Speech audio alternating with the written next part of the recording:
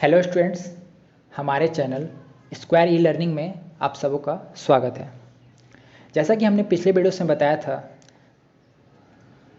कि किसी भी नंबर का स्क्वायर निकालना हो, कितने भी बड़े से बड़े नंबर का स्क्वायर निकालना हो तो उसको ट्रिक के माध्यम से जल्द और बेहतरीन तरीके से कैसे निकाल सकते हैं। और हमने पिछले वीडियोस में ये भी बताया था कि हमारा जो अगला वीडियो है वो स्क्वायर रूट पे आएगा। तो आज हम उसी के ऊपर बात करेंगे कि किसी भी नंबर का अगर स्क्वायर रूट निकालना हो, वर्गमूल निकालना हो, तो हम लोग ट्रिक के माध्यम से कितने आसानी से और कितने जल्द से जल्द मात्र कम से कम समय में निकाल सकते हैं। तो आज हम उसी पे चर्चा करेंगे। तो देखते हैं, जैसे कि किसी भी नंबर का अगर स्क्वायर रूट निकालना है तो सबसे पहले ये ध्यान देने वाली बात है। देखिए, हमने यहाँ पे 1 से 10 का स्क्वायर लिखा है और यहाँ 11 से 20 लिखा है, तो ये हम बताएंगे बाद में क्यों लिखे हैं। पहले यहाँ पे देख लीजिए कि 1 से जो 10 का स्क्वायर है, यहाँ पे आपको कोई भी किसी भी नंबर में यूनिट डिजिट इकाई अंक आपको 2, 3, 7 या 8 कहीं भी नहीं दिखेगा। तो इसका मतलब क्या हुआ कि अगर किसी भी नंबर का यूनिट में, इकाई में अगर ये नंबर है, ये डिजिट है, तो वो परफेक्ट स्क्वायर नहीं होगा, यानी कि वो स्क्वायर होगा ही नहीं। जैसे कि मान लेते हैं कि अगर कोई नंबर लेते हैं 8137, अगर बोलते हैं कि अगर ये स्क्वायर है, तो देखते हैं यहाँ पे यूनिट में क्या है, 7 है। तो जैसा कि हम यहाँ पे बताएं हैं कि अगर ये नंबर का डिजिट अगर किसी भी नंबर के यूनिट में हो तो ये स्क्वायर नंबर होता ही नहीं है, यानी कि ये परफेक्ट स्क्वायर नहीं है, तो इसका स्क्वायर रूट नहीं निकलेगा।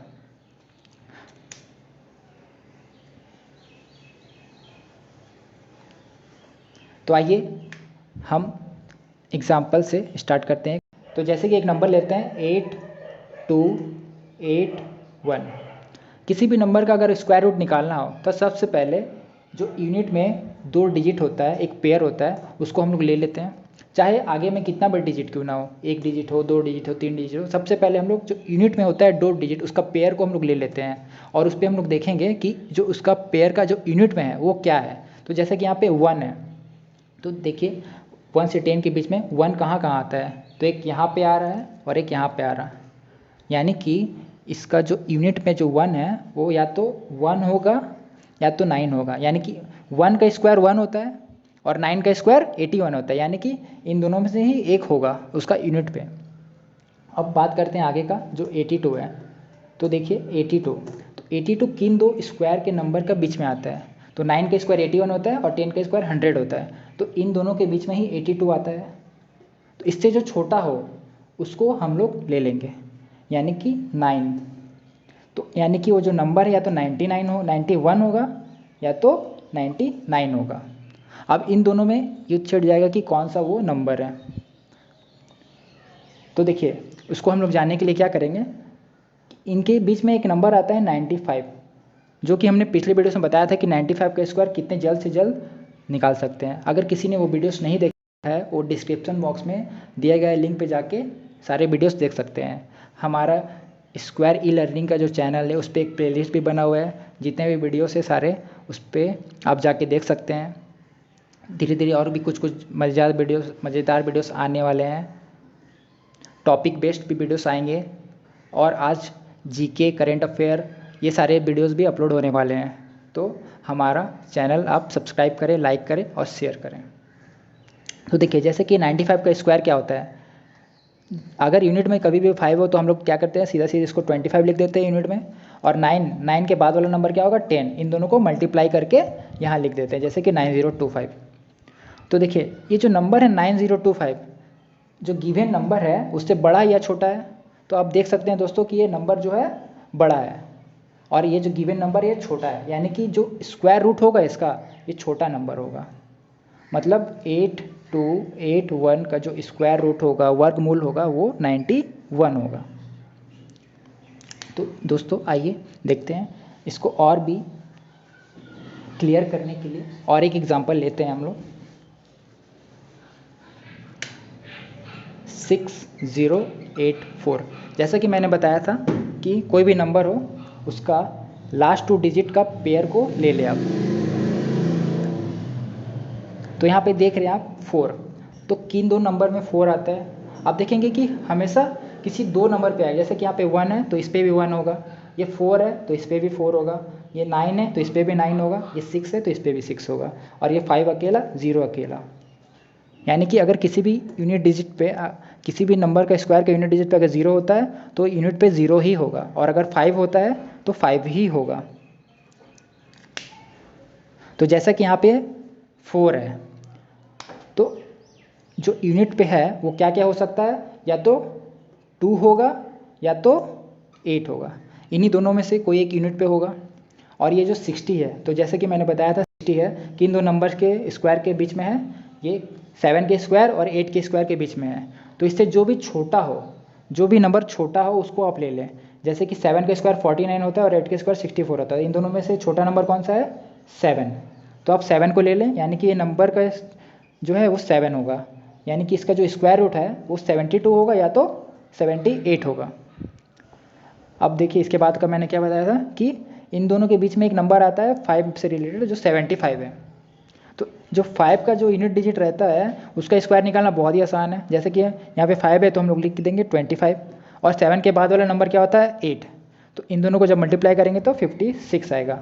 अब देखिए जो नंबर जो हम लोग को गिवन नंबर है क्वेश्चन में वो इससे बड़ा है या छोटा है, तो इससे बड़ा है, यानी कि बड़ा वाला नंबर हमारा वर्गमूल होगा, स्क्वायर रूट होगा, यानी कि 6084, इसका स्क्वायर रूट क्या होगा, 78 होगा।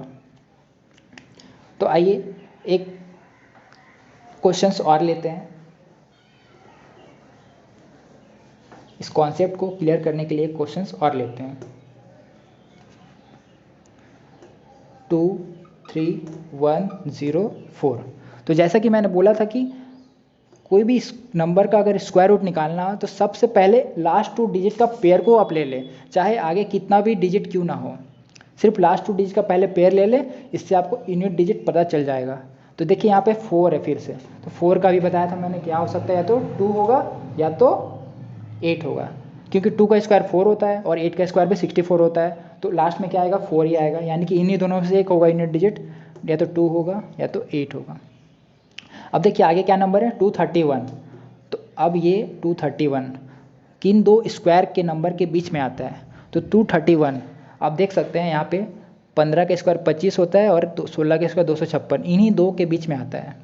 यानी कि इसके बाद बताया था कि छोटा, इससे छोटा, यानी कि ये 15 और 16 में से छोटा कौन है 15, यानी कि ये जो नंबर का होगा स्क्वायर रूट होगा या तो 152 होगा या तो 158। अब इसके बीच में क्या आता है 155। तो इसका भी यूनिट डिजिट 5 हो, उसका मैंने बताया था क्या करना है, लास्ट में 25 लिख देना है, और आगे 15 के आगे क्या होता है 16, इन दोनों को मल्टीप्लाई करना है। तो मल्टीप्लाई करने के बाद कितना आएगा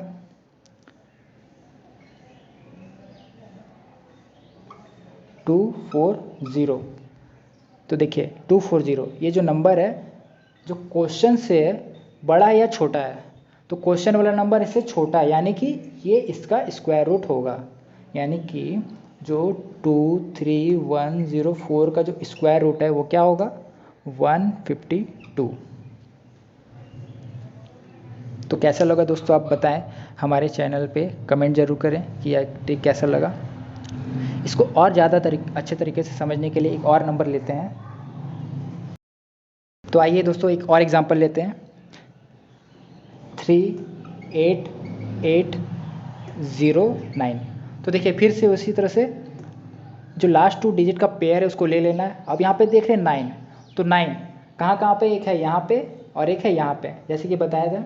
अगर यहाँ पे देखिए 3 और 7 इन दोनों के स्क्वायर में 9 आता है, तो या तो ये 3 होगा या तो ये 7 होगा।